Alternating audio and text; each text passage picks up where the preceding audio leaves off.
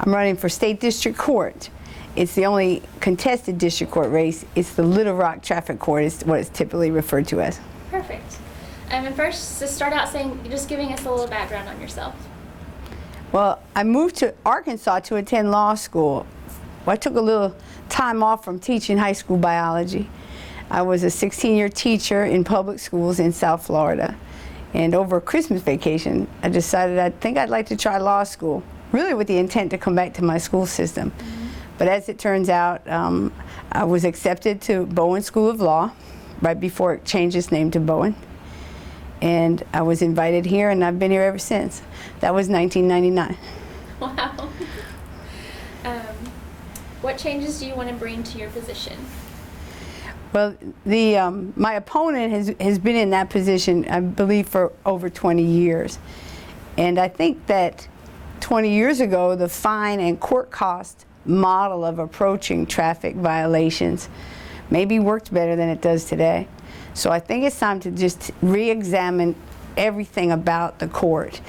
That is, make it more welcoming to individuals, make it more assistive to individuals.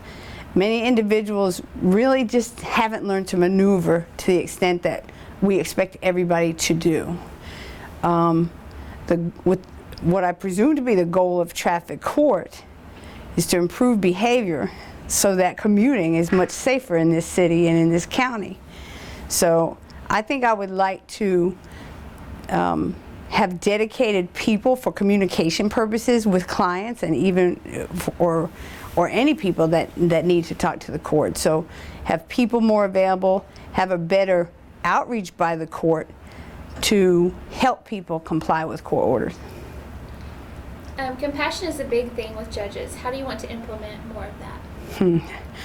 Well, I think I'm pretty compassionate as it is, and so just that whole description of improving communication, that's part of it. So part of it is then once you're communicating to actually listen to people and to give people an opportunity to explain themselves.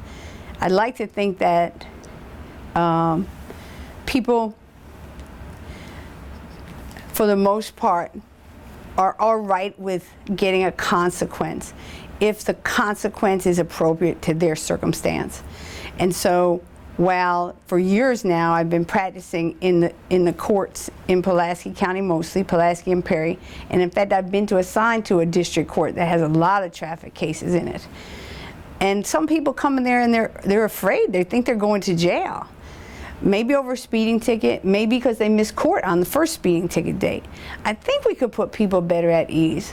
And so while long ago fines and court costs may have been a solution, I know I slowed down back when I was in my 20s, when it became a little bit cost prohibitive.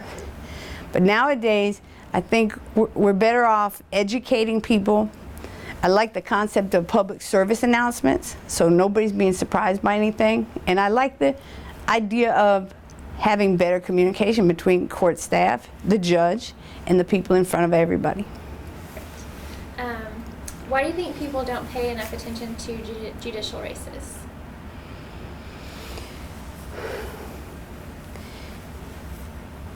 Well, a lot of individuals have been impacted by courtroom and judge decisions. It might be, the next generation, or it might be brother-in-law or something, but they're not really paying attention. I think they presume that it's above them. That is to say that all the attorneys know who should be the good judges. Or because in the past, before this big influx of candidates at this very special time this year, there's not a lot of talking. So if judicial candidates are not even talking about what they see as perhaps changing procedures in a courtroom or changing an approach to different kind of cases, because judicial candidates have always been so careful,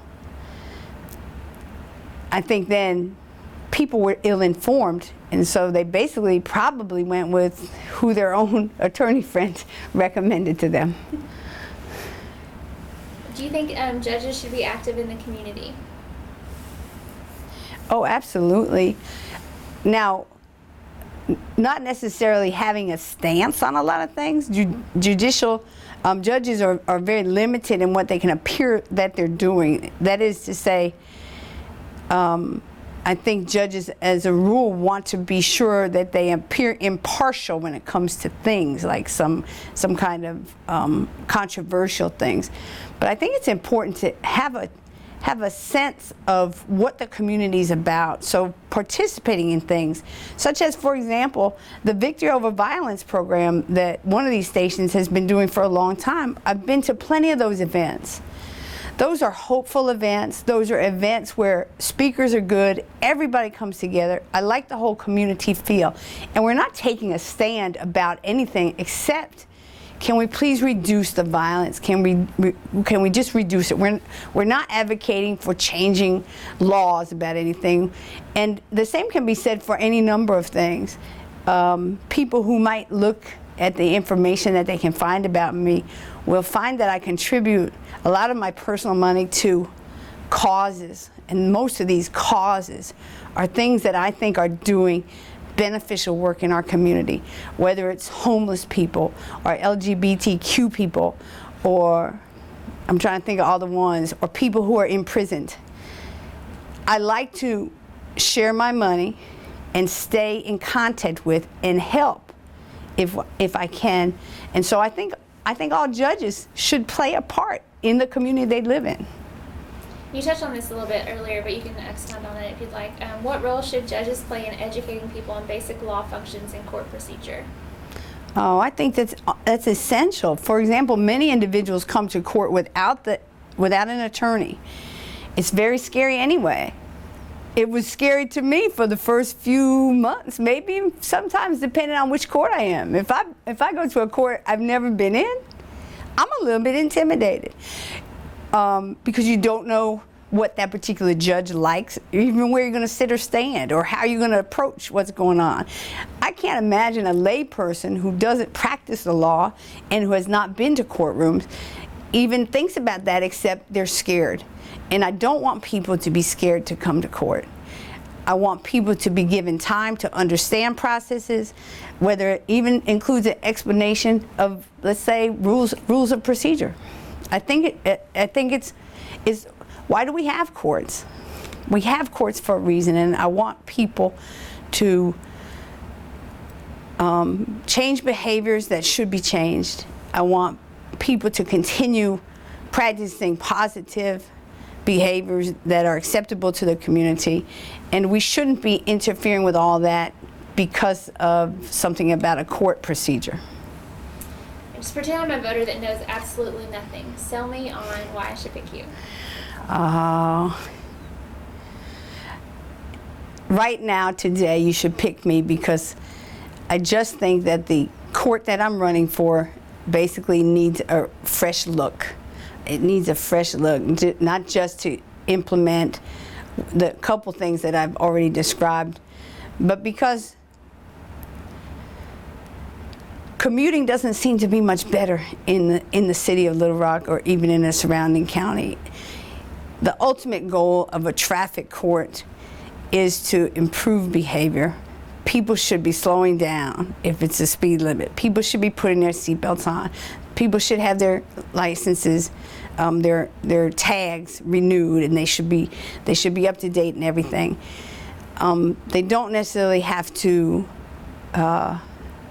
be. I'm not their parent, but some people didn't learn it yet.